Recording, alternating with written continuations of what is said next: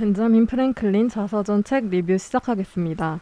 벤자민 프랭클린의 삶과 업적, 그의 독서법과 벤자민 프랭클린의 13가지 덕목, 그리고 우리를 부자로 만들어줄 5가지에 대해 이야기해보도록 하겠습니다. 벤자민 프랭클린은 미국 화폐 100달러에 나오는 인물로 미국에서는 건국의 아버지, 위대한 과학자, 위대한 외교관으로 불리는 인물입니다. 벤자민 프랭클린은 우리가 흔히 말하는 흑수저 중의 흑수저였습니다.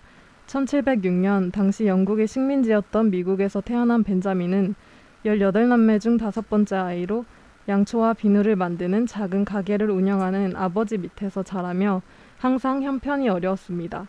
고작 2년의 정규 교육 후에 10살에 학교를 그만둬야 했을 정도였습니다.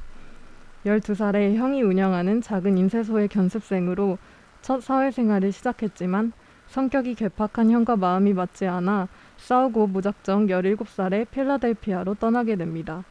그가 필라델피아로 떠날 수밖에 없었던 이유는 형이 벤자민에 대한 안 좋은 소문을 동네에 모두 퍼뜨리고 다니며 다른 인쇄소에 취업하지 못하도록 앞길을 막았기 때문입니다. 따라서 그는 원래의 고향인 보스턴에서 600km나 떨어진 필라델피아로 향하게 된 것이죠.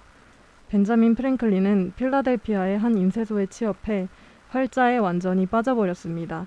활자로 된 모든 것을 읽기 시작하였고 그때부터 형편이 어려워 할 수 없었던 공부를 제대로 할 수 있게 된 것입니다. 적은 월급으로 음식과 책을 모두 살 수 없어 음식을 포기하고 책을 사서 볼 정도로 엄청난 독서량을 보여줬습니다. 낮에는 성실히 일하고 밤에는 공부하며 24시간을 모두 알차게 보냈고 절약한 돈은 모두 자기 개발에 투자했습니다.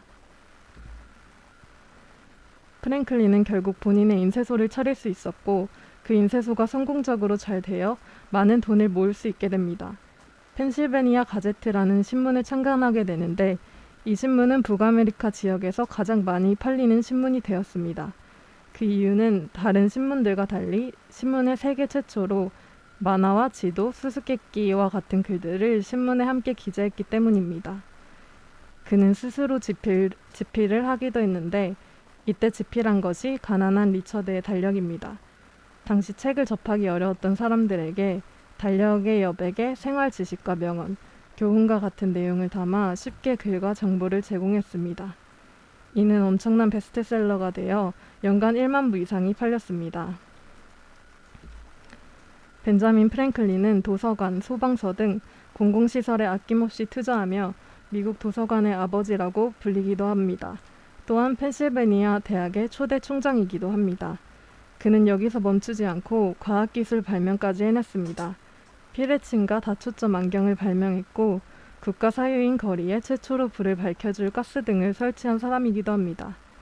미국 독립선언서의 기초를 다지기도 했으며 미국의 기본법이 된 헌법의 뼈대를 만든 사람이기도 한 그는 자신이 힘들게 쌓아올린 불을 모두 공공의 선을 위해 베푸는 모습을 보였기 때문에 많은 사람들의 존경받는 인물로 남을 것이 아닐까 생각합니다.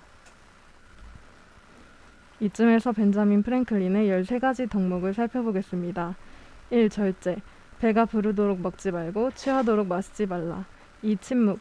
자신이나 남에게 유익하지 않은 말과 쓸데없는 말은 삼가라. 3. 질서. 모든 물건은 제자리에 정돈하고 모든 일은 시간을 정해놓고 제때 하라. 4. 결단. 해야 할 일은 꼭 해야겠다고 결심하고 결심한 것은 반드시 실행하라. 5. 절약. 자신과 타인에게 유익하지 않은 일에는 돈을 쓰지 말고 낭비하지 마라. 6. 근면. 시간을 헛되이 보내지 말라. 항상 유익한 일을 해라. 7. 진실. 남을 속이려 하지 말라. 순수하고 정당하게 생각하고 말을 할 때도 그렇게 해라. 8. 정의. 남에게 피해를 주거나 당연히 주어야 할 이익을 주지 않음으로써 과오를 범하지 말라. 9. 중용. 극단을 피하라. 상대방이 옳다고 생각되면 화가 나도 참아라. 10. 청결. 몸이나 옷 주변의 모든 것을 불결하게 하지 말라. 11. 침착과 평정. 사소한 일, 일상적인 일, 불가피한 일에 흔들리지 말라. 12. 순결. 다른 사람의 평화와 평판에 해가 되지 않도록 순결을 지켜라. 13. 겸손. 소크라테스를 본받으라. 다음은 벤자민 프랭클린이 말하는 우리를 부자로 만들어주는 5가지입니다. 3번의 이사는 한 번의 화제와 같다. 사업에서 성공하고 싶다면 한 가지 일을 꾸준히 해라.